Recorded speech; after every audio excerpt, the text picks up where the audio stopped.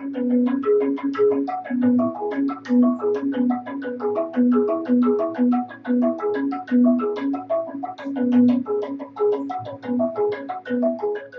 Game Master Brian, and welcome to Step 9. Now, yesterday, we opened up the discussion of systems theory, and today, we're going to apply that concept to baseball.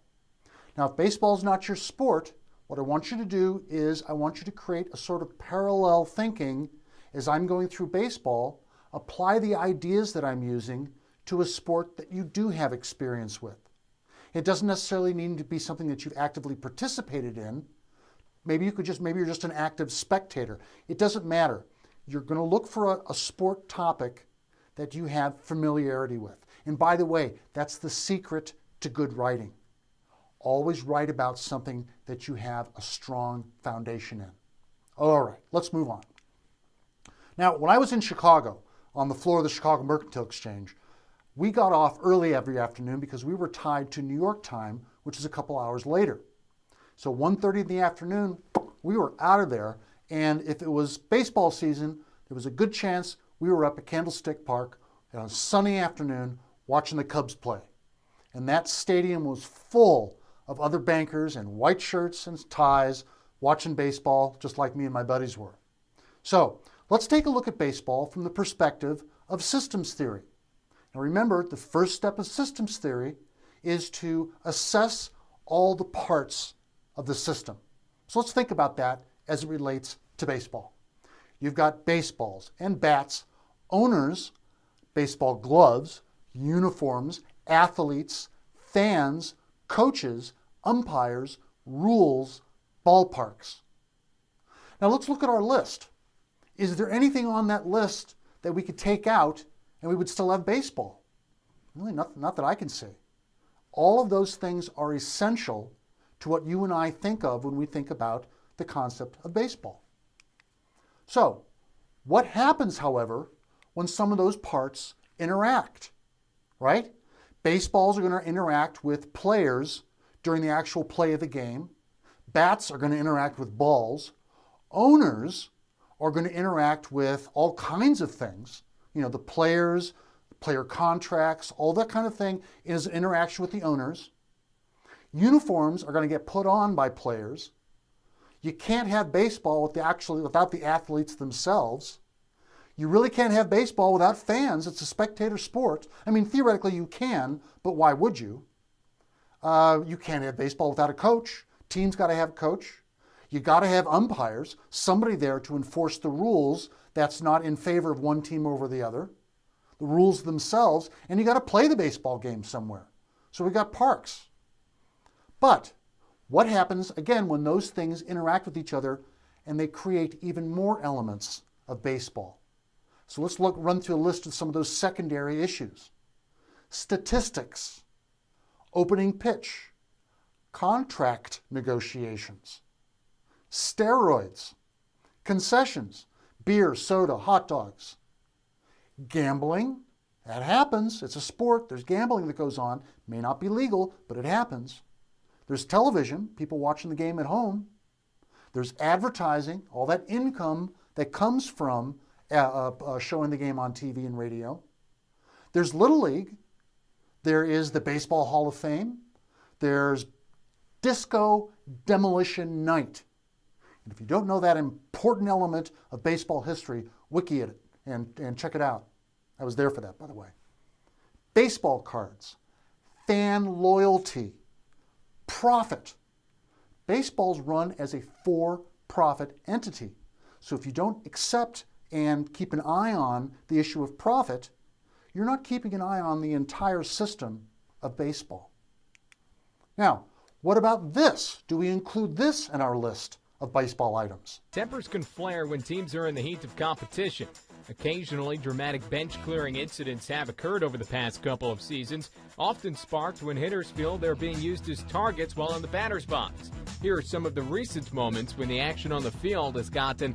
And then what about this? Should we include this in our list of elements that go into baseball? Day by day, I'm falling more in love with you. And day by day,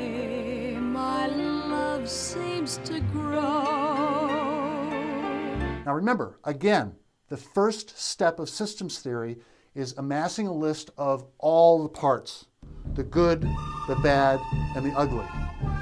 Just like that. Remember, sometimes we start to go in to analyze a system and we have preconceived ideas about what we're going to find.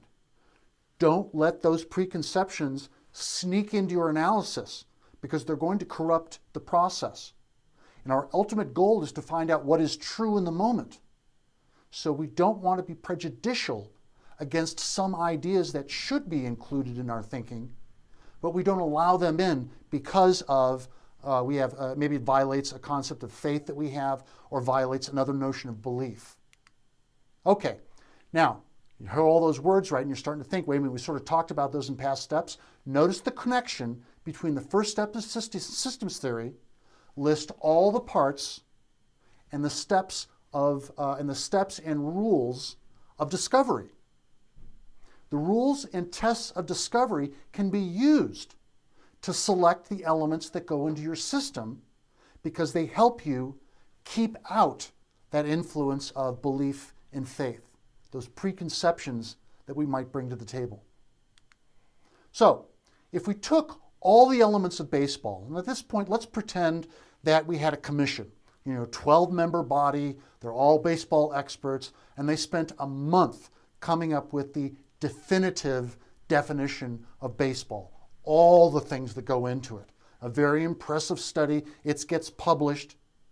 Now let's say we took all the things that they listed as being elements of baseball, and we literally physically went and made a huge pile of it in the outfield. We just threw everything in there. The bats, the baseballs, the athletes, a whole bunch of the fans, owners are stuck in there somewhere, and it's a huge heap in the outfield. Even though all the elements of baseball are there, do we yet have baseball? It's just a pile. Nothing's moving. So we don't have baseball yet. Now, interestingly enough, Aristotle was a huge fan of baseball. And this is what he had to say about the question of, do we have baseball yet, that I just raised. Let's take a look at it. In the case of all things which have several parts, and in which the totality is not, as it were, a mere heap, but the whole is something besides the parts. So what Aristotle is saying is, when it comes to baseball or any other complex system, it isn't enough just to have all the parts. There needs to be an additional element. And that additional element is you have to study the way that the parts interact. The parts have to interact before the thing comes to life, before it becomes real. The difference between a heap of baseball parts in the outfield and actually being in the stands, eating your hot dog, please don't, it'll give you cancer, but eating and drinking and having a blast with your friends, that's baseball. The opening pitch, the coach running out on the field and yelling at the umpire. The ball being hit, the ball being caught, the ball being thrown. That's baseball because now it's not a heap anymore. It's all these parts up, running around, interacting. Now, there's a parallel here with the story of Frankenstein, Dr. Frankenstein, or as we know from the historical reenactment, Dr. Frankenstein. So let's take a look at this clip. Alive! It's alive! It's alive! Now what I want us to look at is, let's back this up a second. Let's look specifically at the moment when Dr. Frankenstein's creation twitches. And I want us to see that moment as when it stops being a mere heap of body parts and transforms into a living system. Now remember how the story goes. Dr. Frankenstein went out and, his assistant, Igor, went out and robbed graves and brought the corpses back, and Dr. Frankenstein cut them up and used different parts. So, he may have taken two hands from one body and the legs from another body, and you sewed them all up together. Remember where the brain came from. The brain came from a person called Abby, the last name of Normal, Abby Normal. And, but it's still a heap of parts. Even though they've all been sewn up and put together, it's still a lifeless heap. None of the parts are working in concert with each other yet. And it isn't to that point where, Dr. Frankenstein sends the creation up into the roof, and the lightning energizes it, and the body comes back down again. And then that moment of twitching, that's the moment of transition from being a mere heap, as Aristotle spoke about, to becoming a living system. So, ask yourself, as I've just said, what is that difference? What is the line of demarcation between heap and living system? And that moment where Dr. Frankenstein says, "It's alive!" is that moment of transition. Okay, so here's our essay prompt. I want you to choose a system. Now, it's really important that you choose a system that you know something about. So you need to have familiarity with it, because that will make your job easier. And by the way, that's the trick to writing. Always write about something that you have understanding of.